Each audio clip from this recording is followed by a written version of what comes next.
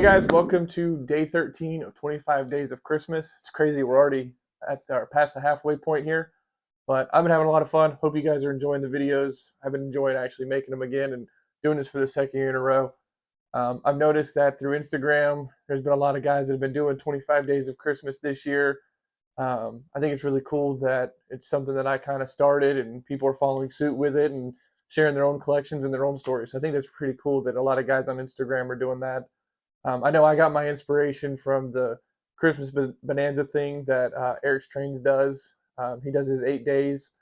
Um, I just thought it'd be kind of cool, when I was a kid, 25 days of Christmas videos on ABC, all the different movies up till Christmas.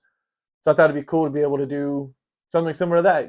It's the holidays, give you guys something cool to watch every evening and something to look forward to. So it's kind of why I'm enjoying it. I'm glad to see that other people are taking it up and continuing it on themselves. But today we're going to look at my CSX YN2 Dash-8 pair. The lead unit is the narrow cab 7523, and then the second unit is the wide cab 7856. 7523 did make an appearance last year. That was the very first Premier engine that I ever bought myself. And then the 7856, the wide cab, was actually a Christmas gift from my wife in 2022. So it actually just missed the 25 days of Christmas last year. So it's here this year. But absolutely love this pair of engines. Very iconic early 2000 CSX. As I've touched on before in previous videos of this engine, I grew up in a town as a suburb of Charlotte, North Carolina. The CSX main line went right down through the middle of my town. And when I was an early teenager, I'd ride my bike into town, and I remember seeing, the narrow cabs and the wide cabs and SD40s, SD70s, Max, things like that, always going through town. So that's why I really enjoy these engines. It's just something I remember seeing from the early 2000s when I was a kid. So let's go ahead and dive in, get these things running around the layout, and see what you guys think of them. So diving in closer, obviously we're gonna take a look at 7523 first. Total nerd reason, but I was born on the 23rd, so it's kind of why I went after and bought this one. Super nerd reason, whatever. But I love the narrow cab. I love the white roof on it. Just adds a little bit of color. I think it's a pretty sweet looking model, and you can't go wrong with standard cab GE. It's sweet.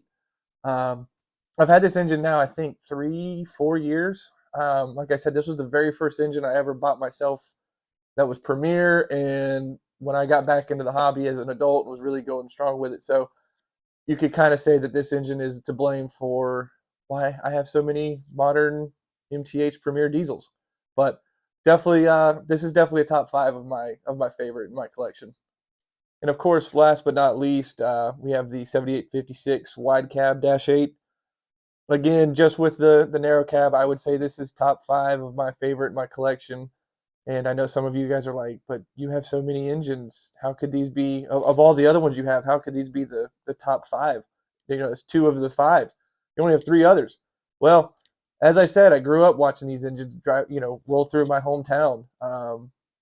And it just reminds me of being a kid and standing by the tracks and watching them fly on by. And I think it was just a better time for rail fanning back then. But that's why I enjoy them. I just think they're iconic and they look awesome. And uh, you just can't beat it, man. Standard cab and wide cab Dash-8s in CSX of the early 2000s, man. It's just, they're iconic. And I'm trying to decide. I'm trying to fight the urge, but you guys let me know in the comments. Should or should I not weather these? I know they're going to get KD soon, but should I weather them? You let me know.